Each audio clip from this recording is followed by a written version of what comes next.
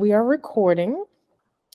So hello to all the students and teachers who will be watching this video in the future. Many of you watching this know me. My name is Twee McCallum. I'm the program manager for the Maryland chapter of Scholastic Art and Writing Awards. And as a reminder, our submission deadline is Monday, December 11th. Tonight, we are here for a wonderful short workshop. This is especially for students who love to draw and may want to one day do this professionally when they graduate from high school. So I'm going to turn this workshop over to our brilliant presenter, Greg Houston, to begin talking about himself and his work. Okay, well, thank you. That's very nice of you to say. I hope this is as brilliant as you have made me sound.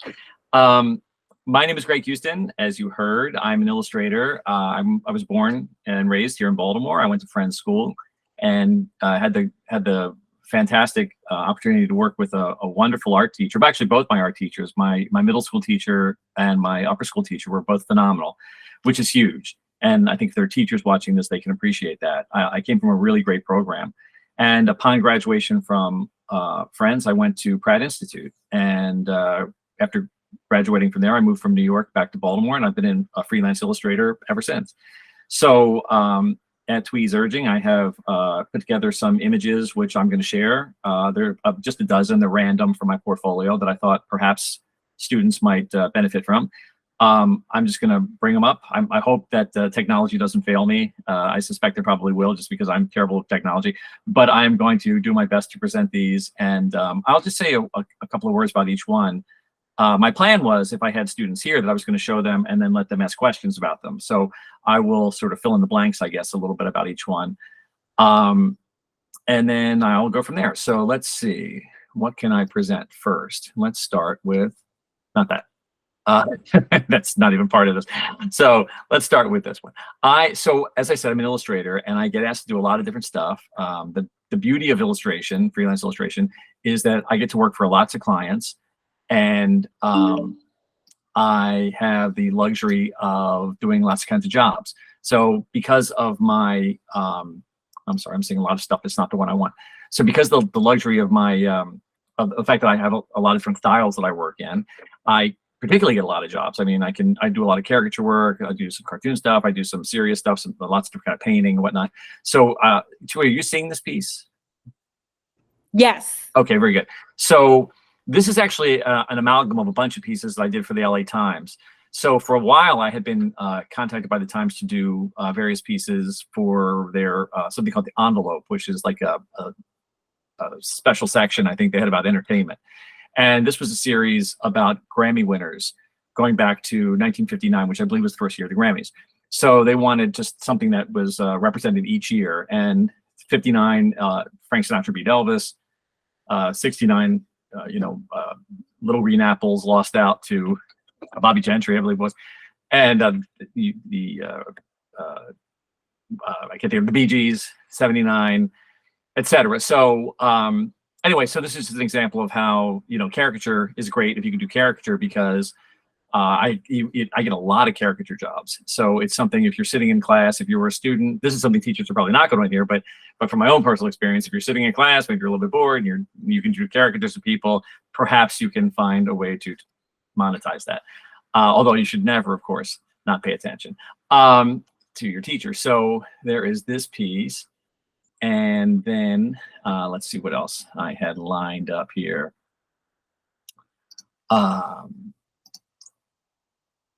This was a piece. It's a cover for a newspaper in Texas. And it was like the late 90s, I think, or early 2000s. I must have been the early 2000s. And I frankly don't remember the story anymore. But I used to work a lot for this paper, this art director. A good relationship with an art director is worth its weight in gold, because if you work once for them, you will work a bunch of times for them.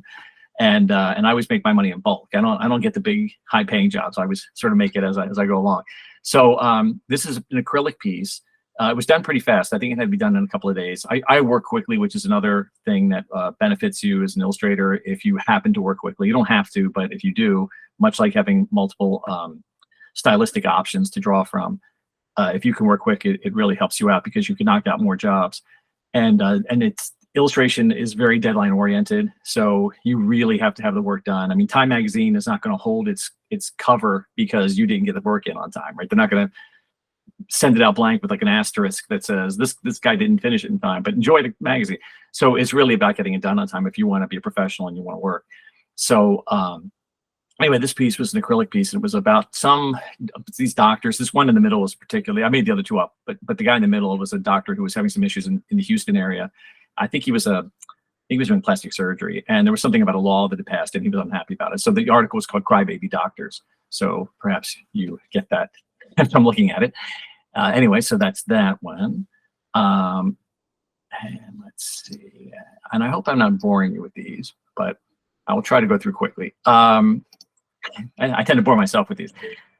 This was a special section cover for a literary section, literary supplement for a newspaper. And the art director contacted me and they said they would like to do something on the theme of infinite monkeys with infinite typewriters. You know, the old thing is if you gave infinite monkeys infinite typewriters, could they eventually come up with a Shakespeare, right? So this was that, and it's acrylic on paper. It's an acrylic wash on paper with white and black ink, and I did the text because they asked me to do it, which they normally don't, but occasionally they'll ask you to do the text.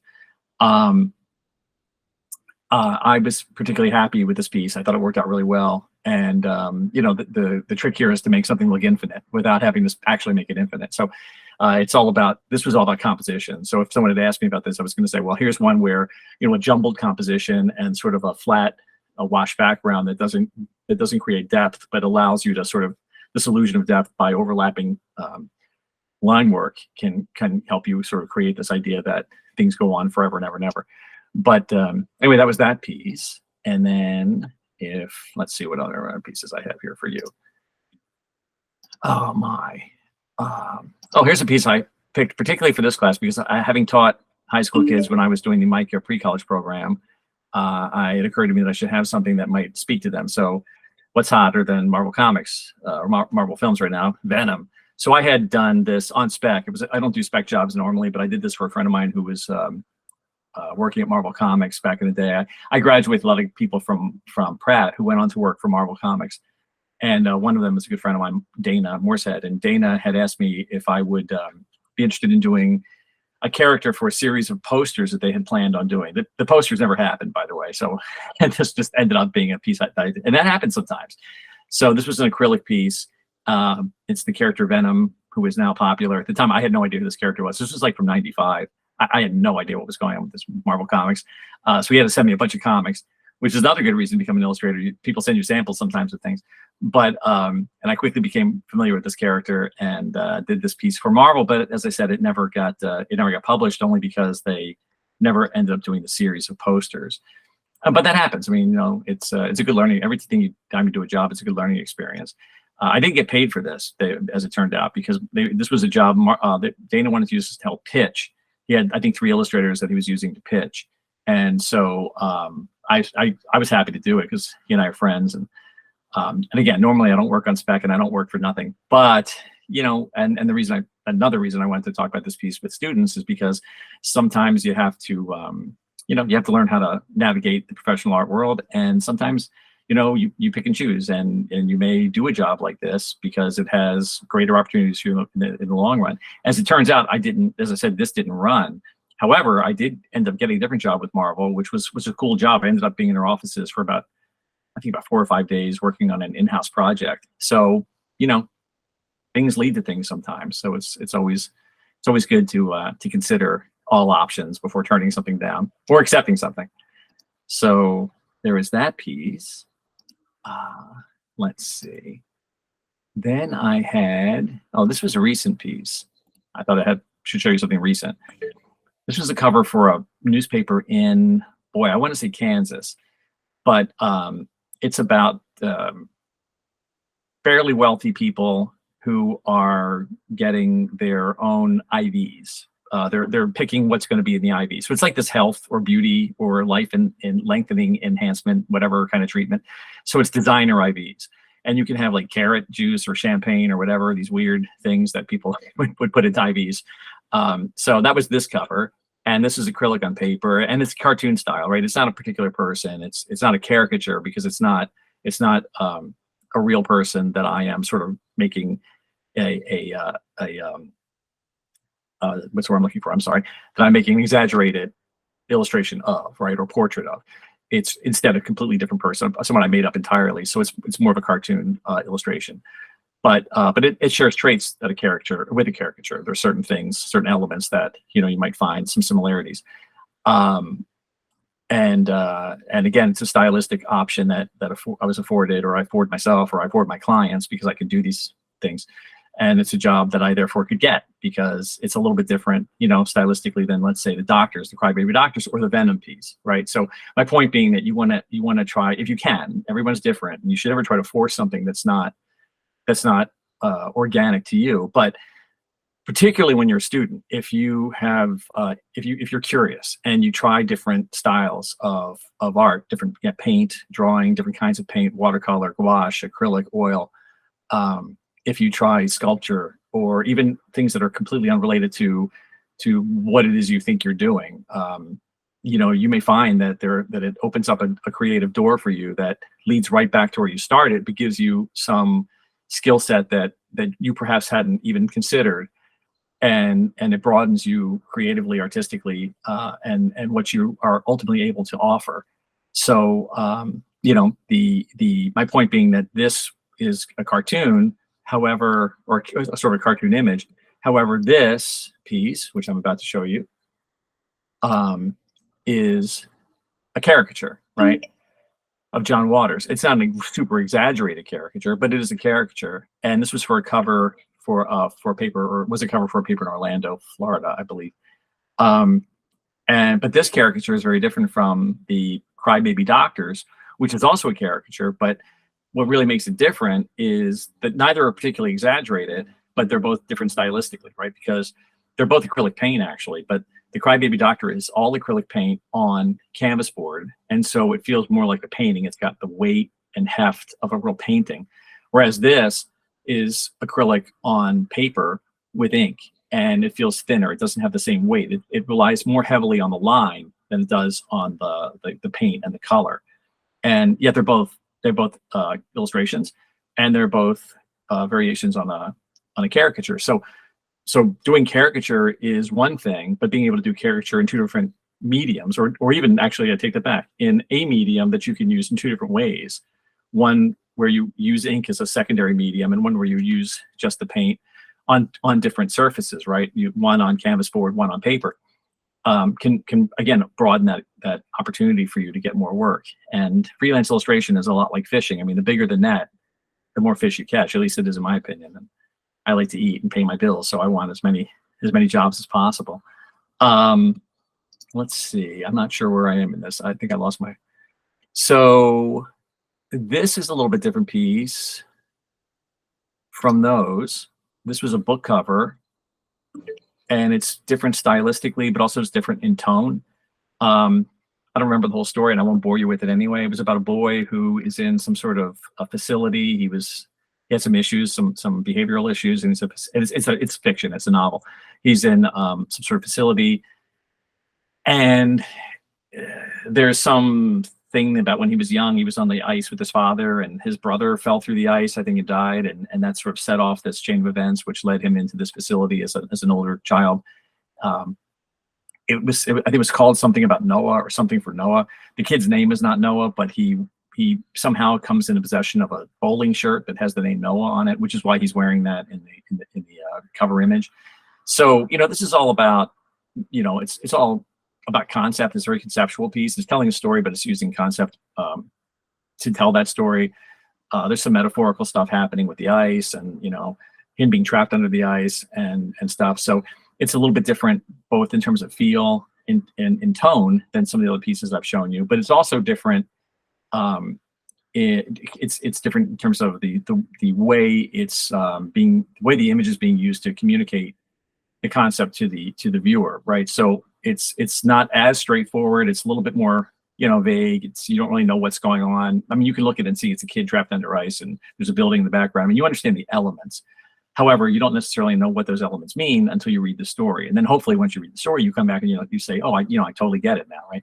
But that's very different than the piece that I just showed you, the John Waters piece, or somewhat, which is much more straightforward, right? So that's another way you can sort of dice this up, which is, it's not just about a medium or style, but it can also be about the way you tell the story, conceptual versus narrative, for example. Or if it's conceptual, how do you tell it conceptually? Is it more metaphorical, or is it there are just so many different doors that you're opening up when you start discussing this, and we don't really have the time to go down many, but it's the sort of thing that as an illustrator, and maybe not so much as a fine artist, because the impetus isn't so much on your ability to communicate. A lot of fine art is, it's vague, it's open to interpretation, but illustration is not. Illustration has to communicate. And so you really have to think about what it is you want to say. And so you have to think about how you want to say it. And then we're getting back to the tone, the style, the medium, and is it conceptual or is it narrative, etc. So let me get rid of that one. And then let me show you, I think it's just a couple more. I guess it's a few more.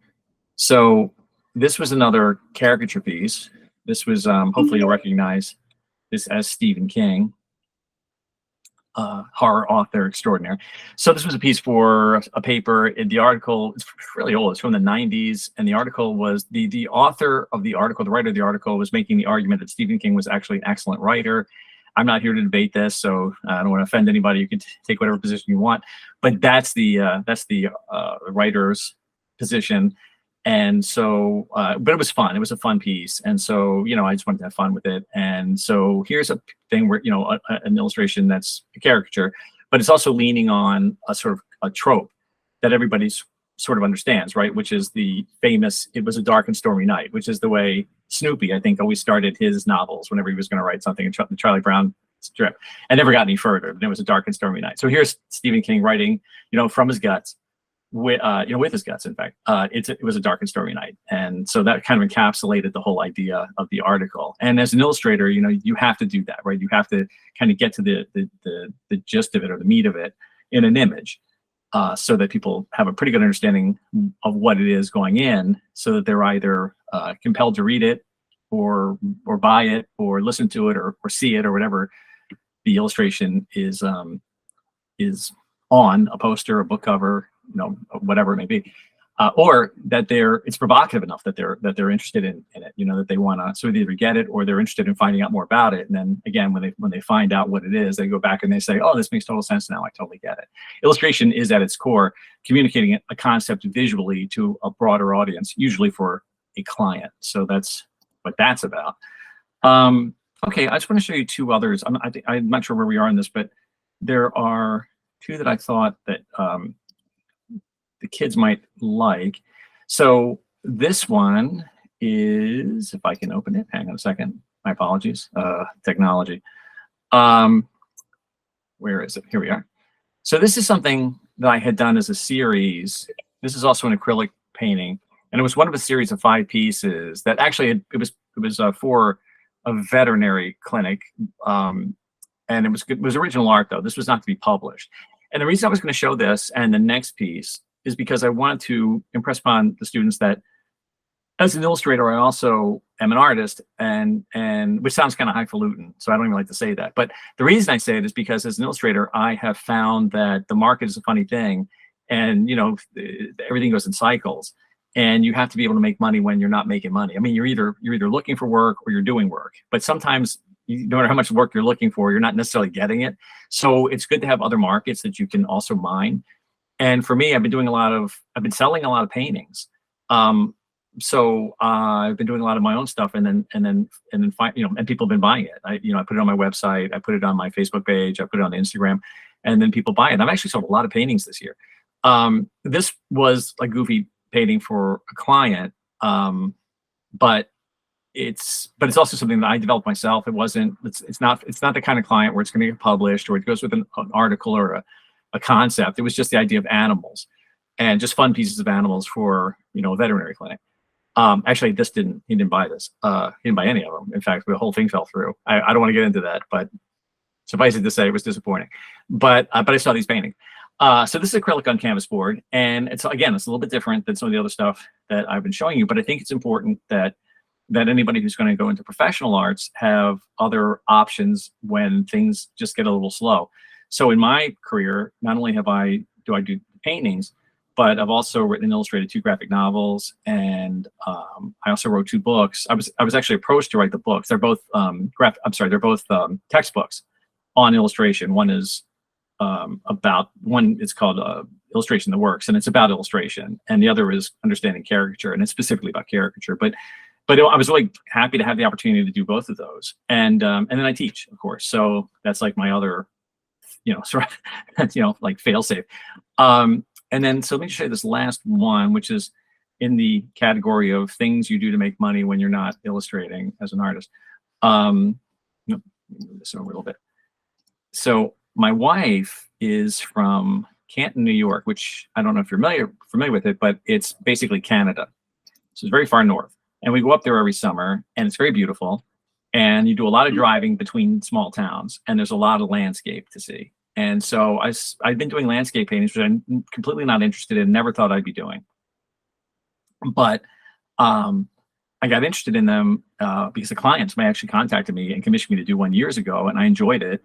And I think the teachers in this crowd will appreciate this. It was a different bar. I could paint something that was very different than the way I normally painted or what I normally painted. So it was freeing. I was still painting, but I wasn't sort of trapped in a stylistic sort of thing where I had to make a hand look like a hand, and so I was painting a lot more dynamically when I was doing landscapes, and even more abstractly. And so I continue to do landscapes, and I sell a lot of landscape paintings, and I've actually kind of really enjoyed doing landscape paintings. It's a way I can stay active and be creative and paint when I'm not working on my own stuff, illustration stuff, or I'm not working for a client. So anyway, this was a piece that I had done from last summer when we went up, and I just sold this piece not that long ago. So it's another way, as I said, that an artist can not just make money, ideally, but also can continue to push themselves and to continue to sharpen their skill set, add to their skill set. I think you all know, and I'm sure you tell your students this, that every piece you do is one more thing that you learn, and you may learn a very small thing, or you may have like a big, kind of eureka type moment, but either way, you're learning something, and it could be the worst thing you've ever made, right? I mean, that's okay too. I always tell my students when I used to be a professor at MICA and also at my own school, BAI, I tell them, embrace failure, because that's the best way to learn. You have to make garbage in order to make good stuff. And a lot of times within the garbage, I found there's some really good stuff happening. So, and it's always a good learning experience, right? Even if you make something just abysmal, the experience of making it gets you something, right? And again, I'm sure I'm not telling you anything you don't already know, but by doing your own stuff in between jobs, or in between the pieces I do for my portfolio to get illustration work, etc., I find that I just become a better artist, better illustrator, and it keeps me sane, keeps me off the streets, which is helpful because, who knows what kind of trouble I can get into out there. But anyway, so that's pretty much my spiel when it comes to showing my work. Were there students here, my plan was to ask them what their plans were, right? I have found that illustration is kind of a funky thing. You don't really come in contact with a lot of illustrators, I think, as a kid, as a high school kid. I didn't when I was in high school. As I said, I was really fortunate that my art teachers were tremendous. And my high school art teacher particularly he was my advisor as well. He's the one who advised me. He asked me what I wanted to do professionally, and I knew I wanted to be an illustrator. And he said then, he really recommended I go to an art college and not bother with liberal arts, but go to an art college. And I think that was great advice. And I did that, and went to Pratt, as I mentioned. And it was for the greatest years I ever had, not just in terms of my personal growth and the relationships that I made. I mean, my friends from Pratt are still my friends today.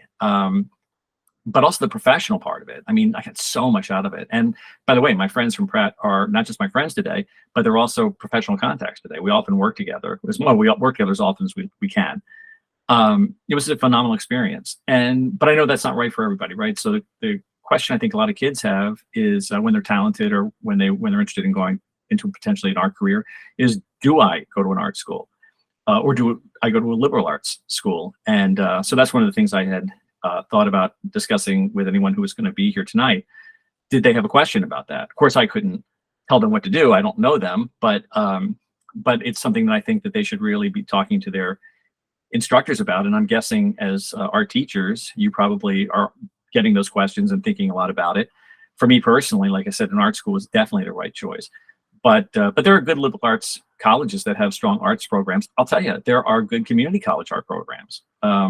People kind of dump on community colleges, but I know a lot of very good artists who are also very good teachers. And of course, those things don't necessarily go hand in hand, but who are very good teachers who cannot get full-time jobs as professors.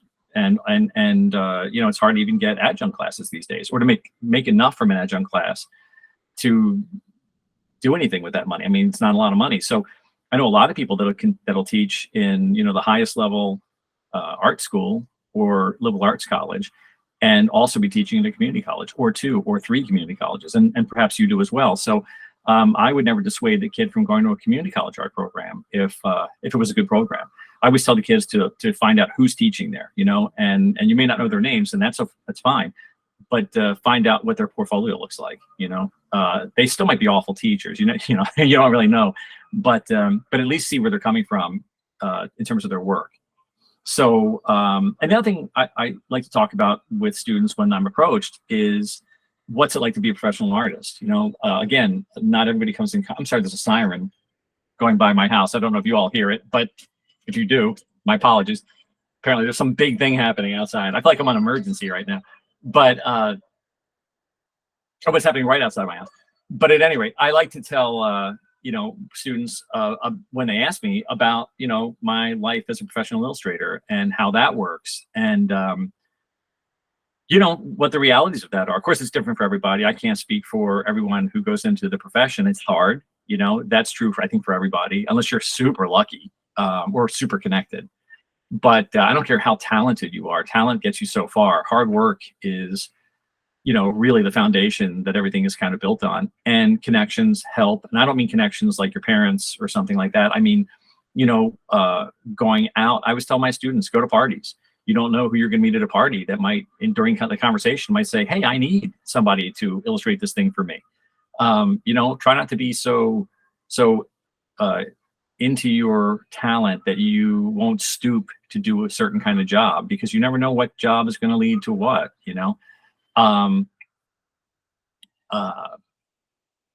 seek out professionals who will give you advice. Not everyone will take the time. I remember when I was just out of Pratt and I had moved back to Baltimore, and I had befriended someone who was about 10 years older than me. And she took me to a party that a bunch of her friends were giving. And there were some people there who were involved in the print and publishing world. And there was a woman there who was a local artist, who was an illustrator. So she's not really, she called herself an illustrator. She's actually a graphic designer. But we were introduced, and we were left in the kitchen. This friend of mine said, oh, this is such and such, and this is Greg Houston, and he just graduated from Pratt, and he's an illustrator, and you're an illustrator, so you guys should talk. And then she left to go be a hostess, and I was left in the kitchen with this person, and she kind of just looked at me and shrugged and walked away. And man, I never forgot that. That was terrible. And I thought, I'm never going to do that. If a kid, approaches me about being an illustrator, I don't know what I can offer, but I can offer time, right? That I can give you, and whatever advice I have. It may not be good advice, but whatever advice I have. But I think the opportunity to talk about, what goes on in the professional realm, be prepared to go long stretches without work, have other things that you can also do. It may be another job. It may be teaching. It may be creating your own market in terms of, writing or doing graphic novels or comics, or doing fine art and selling it, or even doing like design stuff that you can put on a Redbubble or Society 6 or Cafe Press shop, and selling things on tote bags or t-shirts, whatever. It's always a hustle. You gotta hustle. And if you're too lazy to hustle, you're too lazy to be a professional, because again, no matter how talented you are, that's wonderful. I mean, you have to be talented. Well, ideally you'd be talented, but a lot of lesser talents make money because they're world-class hustlers, you know, and ideally you're a very talented person who also knows how to work hard and find ways to you know, to monetize your talent. And so that's another thing that I thought perhaps we would discuss. But yeah, I don't know. Beyond that, I'm not really sure what else I can offer. I will say this. Oh, sorry. Well, go ahead, Greg. Yeah, but the other thing I was going to say is I do have a small independent, non-accredited school, Baltimore County Illustration. We used to be in a building. Now we're online, thanks to COVID. But being online is not so bad. I actually enjoy it. You can email me if any teachers are watching this and you want to email me and ask me any questions or whatever. You can email me through the school. It's baiclasses@gmail.com, or you can go to my website, which is Great Houston Illustration @gmail, and you can email me through that as well. And I'd be happy to, you know, if there's anything particular you wanted to ask, I'd be happy to answer to the best of my ability. So I think that's pretty much all I have. I'm not sure I have anything, and that may not have been useful. So No, this was great. Also, at the very finish of the video, we can put a, like, I don't know, graphic that has your links and things like that on it. So I do have three questions for you based off of things you said. Okay. What does doing work on spec mean? Doing work on spec means someone calls you and they ask you to do the work, and then they'll pay you later, like if it's used. So, for example, the job I was talking about, the Marvel job, my friend called me and he said, you know, we're thinking of doing a series of posters of Marvel, but they really are on the fence and they'd like to see some examples before they commit. So he asked me and like two other, I think the other two were Marvel artists, if we would each come up with a poster to try to get the powers that were at the time to throw in on this concept. But because he wasn't in a position to authorize this, he couldn't authorize payment for this. So the deal was, you know, I can't pay you. If you want to do it, I'd love to have you do it. I can't pay you for this. But if this gets whoever the powers to be at Marvel to go forward, then, you know, we'll use you and then you'll get paid, right? So that's not something I would normally do. But in that particular instance, I thought, you know, the benefits outweighed the negatives in this particular scenario. One, because I knew the person; he was a friend of mine, and I knew he was doing me a favor. I was helping him out, but he could have gone with 3 Marvel artists, you know, people that already had a career at Marvel. So he did 2, I believe it was, and then me. So, which was nice because then he was throwing me some work. So I really appreciated that.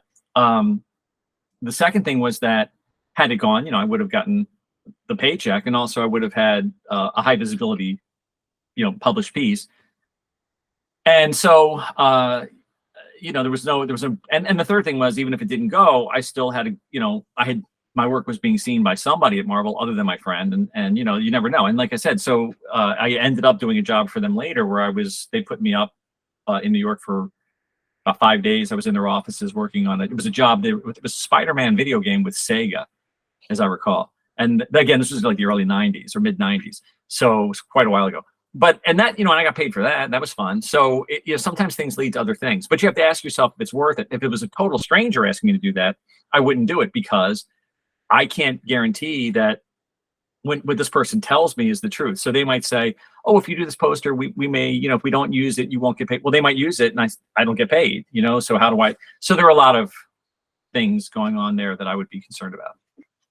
Cool. Thank you for that. Oh, that's so fascinating. My second question, how do you choose between using a pencil or pen or markers based on whatever story you're trying to tell?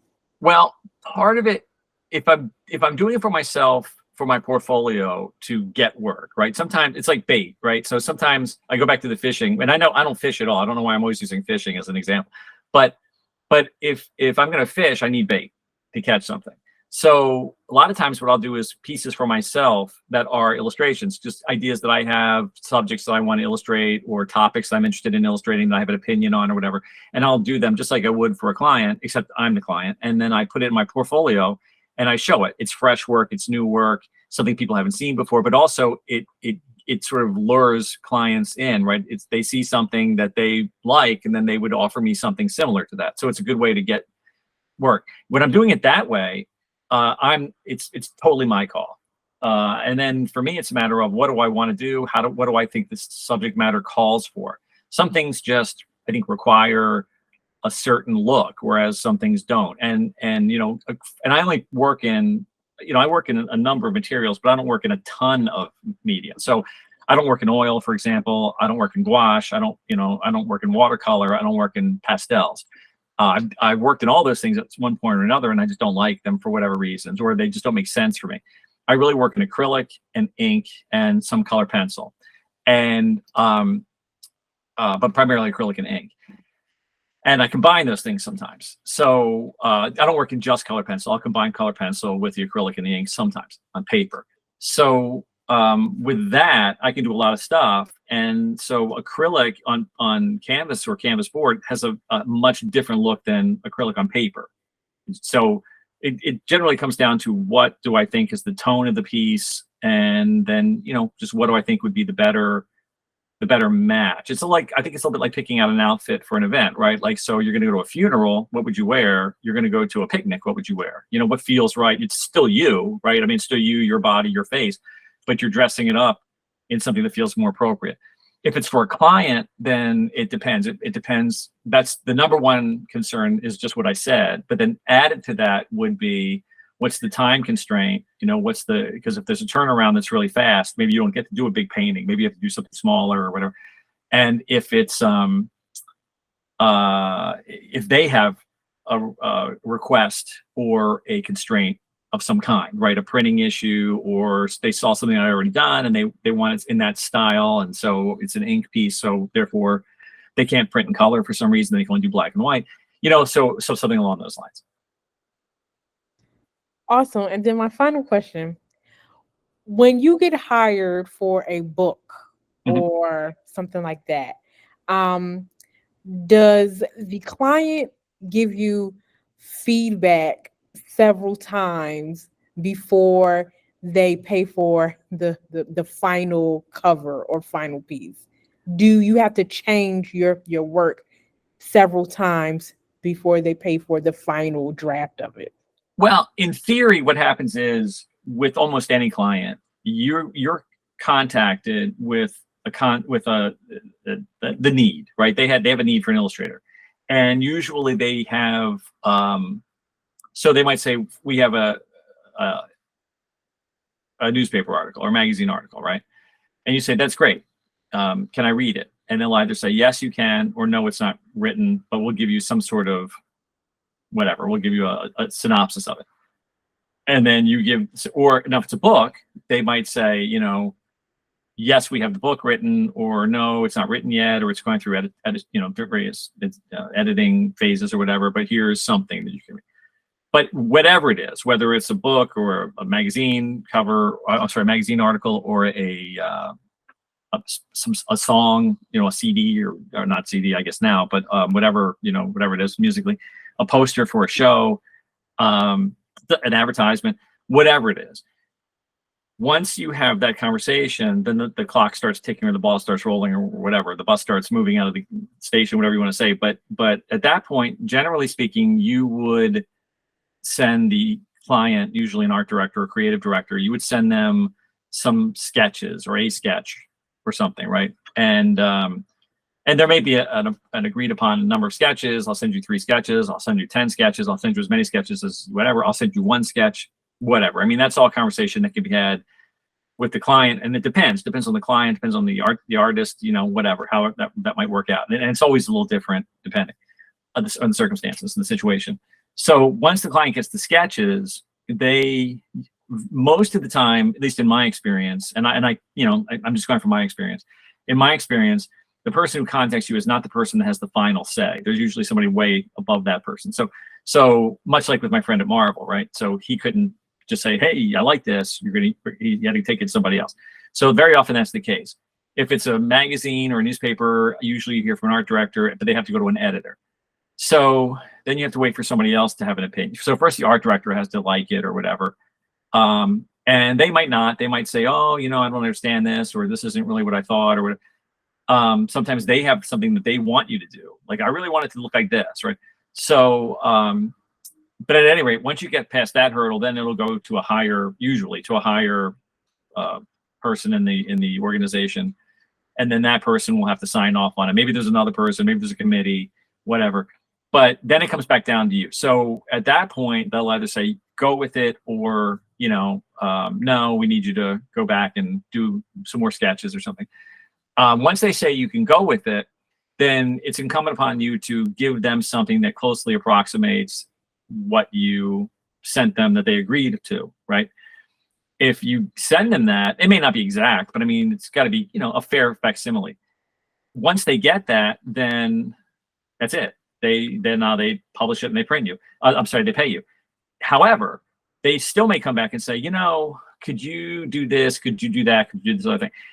Now you're getting to the point where you have to decide what your relationship is with them. So if they come to you and they say, "Look, we really like this, looks great. It's what we approved and everything, but could you put a hat on this guy? We just decided we want a hat on this guy," and you think to yourself, "Okay, well, it's going to take me 10 minutes to put a hat on this guy, so I'm going to do it. I'm not going to charge them any extra because it's good. It shows goodwill, right?" Okay, so maybe that's what you do, or maybe you say, you approved it. It's on you. You go to a restaurant, you order fish, the fish comes, it's perfectly fine. You say, "You know what? I don't want this fish. Well, it's too bad. You ordered the fish, I gave you the fish. You can't just change your mind all the. So you buy another meal. So you get your fish and you buy another meal. So they might have to pay you for a change, right? They say, "Well, look, we would like to put a hat on this guy, and we'll pay you an extra whatever, $100 or $200 or whatever it is." So and that's fine. You can figure that out. But sometimes there may be a situation where they keep coming back, or they'll want so many changes that it requires basically do a new piece.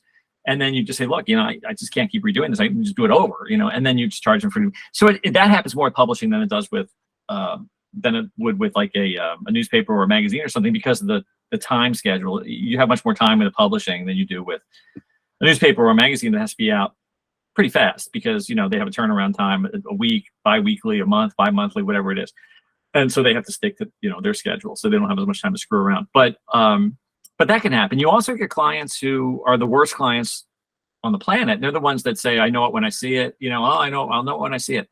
Well, that's pointless. So I've had a client, for example, who had come to me with a book proposal. He didn't have a publisher. He just wanted to pay for it out of pocket, which I normally would.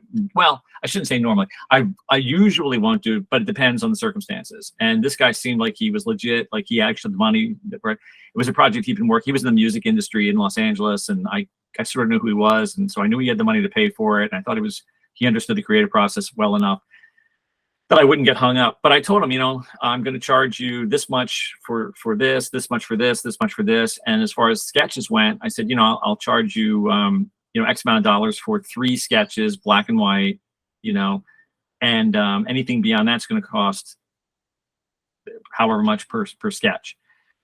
But before we get the sketch phase, you really have to understand what you want. So you should really think about it. And I asked him to give me a list of all the characters in his book and describe them. And, he told me he had written this book years and years ago, and he knew what everybody looked like and everything. And of course I did 3 sketches, and he was like, "This isn't it. We're close. Can we do more?" And I was like, "Okay." And I had to keep charging him for sketches. And so I ran the job up. I ended up, he had paid me a significant amount more than we had originally agreed to, which was not, it wasn't like I was gouging. That's just the way he just kept doing that. But eventually I did rein him in, because I was like, "Look, you spent this much money." Because he was like, at one point he was like, "I don't know if I want to continue with this." And I said, "All right, but you don't own anything I've done. And if you go off and do it someplace else, you've got to start from scratch. You don't get to keep anything that I did. So doesn't it make more sense to just finish this job?" Because he was just one of those guys that was just kind of, didn't really know what he was doing. But the reason I was charging him so much for the sketches is because I needed a way to focus that client. And I knew that before I even worked with them. And because a lot of times you get clients who say, "Well, I'll know it when I see it." But that's them luxuriating in sketch after sketch, like they have all the time in the world, but I don't. You know, I have other things to do, and I'm losing money if I'm just going to draw stuff, and every time I hand it to you, you say, could you make it a little bigger? Could you make it a little more purple? Could you make it a little? No, I can't, not unless you want to pay me, because now we're into like overtime, you know, like, so in situations like that, which doesn't happen that often with a publisher, but it can happen with sort of an independent client, somebody who's not really an organization or a legitimate kind of business or something. Yeah, you have to be able to structure your pay scale or your pay for the job in such a way that you don't find yourself spending, you know, 1,000,000 hours on something that should have taken you 10 hours. And now, you know, if you divided it up, you know, by the minute, you end up, you're at negative money at this point, because and you know, there's only one of you. So the time you're spending on this job is time you're not doing something else. So you could be really losing money. You could be losing the, you know, money in the sense that you're not, now it's not equitable, and you could be losing money in the sense that you are not putting your effort into getting other jobs, or maybe even having time to do other jobs because you're stuck doing this job. So yeah, there are things that go on that you have to be aware of, and that's a whole conversation. I mean, that's well beyond the time we have tonight, and but yeah, it's a thing, and sometimes it involves a lawyer. Yeah. Okay. Yeah. My best advice to any art student is do what I did. Have a best friend of 45 years who's a lawyer who specializes in contracts and works for you for nothing because you're friends. So Awesome. Thank you. I think that's the perfect way to close. I was just about to very say, good. what are the closing words? I think that's a perfect way to close. Thank Terrific. you so much, Greg. And thank you to whoever's going to watch this video. Feel free to reach out to Greg if you want to talk to him more. Thank you to our Scholastic family. Yeah, thank you for having me. I really enjoyed it. I appreciate it. The opportunity to be part of it. So thanks very much.